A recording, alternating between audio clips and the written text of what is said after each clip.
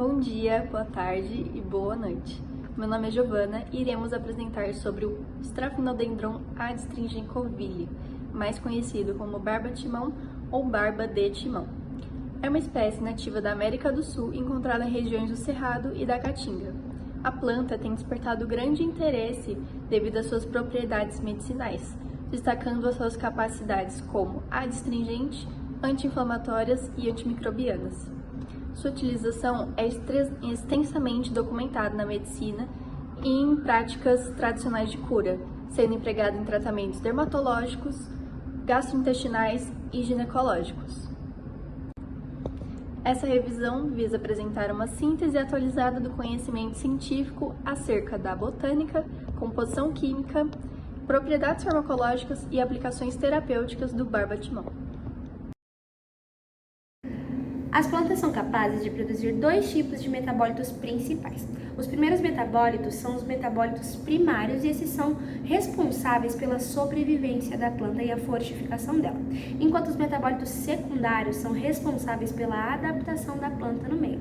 Eles dependem de diversos pontos, principalmente como o ambiente. O ambiente determina os tipos e a quantidade de metabólitos secundários que vão ser produzidas por determinadas plantas. O principal marcador biológico conhecido do barba-timão são os taninos, aquele metabólito secundário que nós falamos anteriormente. Os taninos são os responsáveis pela maior parte dos efeitos terapêuticos que a planta pode trazer, sem contar que a maior parte dos medicamentos tirados da planta do barba-timão oficialmente e grandemente saem das características dos taninos e pelos efeitos que elas podem nos trazer, tanto para medicamentos.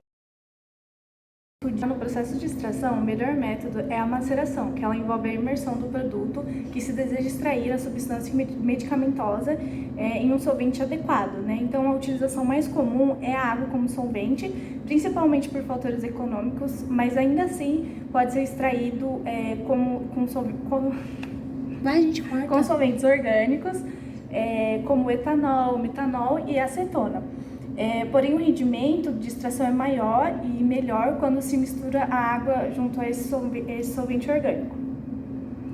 A identificação dos taninos é feita a partir por espectrofotômetro, né, pois a partir dele pode-se quantificar o método exato e desde o preparo até a leitura da amostra. E também possui um baixo custo com os requisitos analíticos, né, para poder ter essa amostra exata, né, e em conformidade com os resultados, então sendo aí um padrão.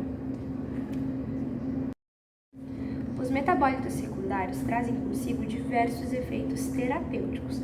Dentre os efeitos terapêuticos que o barba-timão pode fornecer para nós seres humanos, são principalmente as atividades antimicrobianas dos taninos, as propriedades antioxidantes que os flavonoides podem oferecer, as atividades anti-inflamatórias que os alcaloides podem trazer consigo e as propriedades adstringentes, que estão conforme com todos esses compostos orgânicos, juntamente com as saponinas, que são uma substância produzida em menor escala na planta, porém com diversos efeitos importantes, tanto para a produção industrial de medicamentos quanto outros produtos destinados à casa das pessoas. Quanto às características histológicas da planta, nós percebemos que tem uma grande diferença entre a sua folha e a sua casca. Foi percebido que na folha, além do seu tecido condutor e do seu mesófilo, tem a presença muito grande de estômatos e tricomas tectores, que são, pelo que foi estudado, o que conferem a característica de adaptabilidade da planta. A sua epiderme conta com cutículas grossas também. Já a casca ela é composta pelo córtex, pelos tecidos vasculares e pelo suber.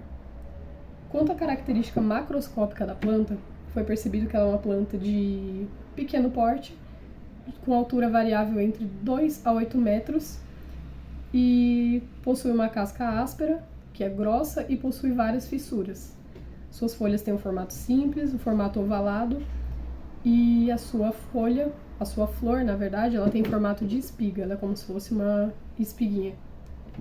E são pequenas, tem uma cor creme esverdeada, geralmente puxa mais para o verde, pelo que foi observado nas fotos. E falando um pouco sobre a parte de cultivo, de colheita, foi observado também que é uma planta muito adaptável a diversos tipos de solo incluindo até solos que são pobres, que são mal nutridos. Porém, mesmo que ela se adapte a esse tipo de solo, é importante que o solo seja bem nutrido para garantir essa propriedade medicinal da planta em uma quantidade desejável, uma quantidade suficiente para fazer o nosso fármaco ou, se for, por exemplo, um chá que a pessoa vai tomar com uso terapêutico. Já sobre a colheita, o que foi percebido, o que é bom ser feito, é que seja uma prática sustentável, uma prática que não cause tantos danos à planta, tantos danos ao solo e tantos danos ao ecossistema no geral, onde essa planta é inserida.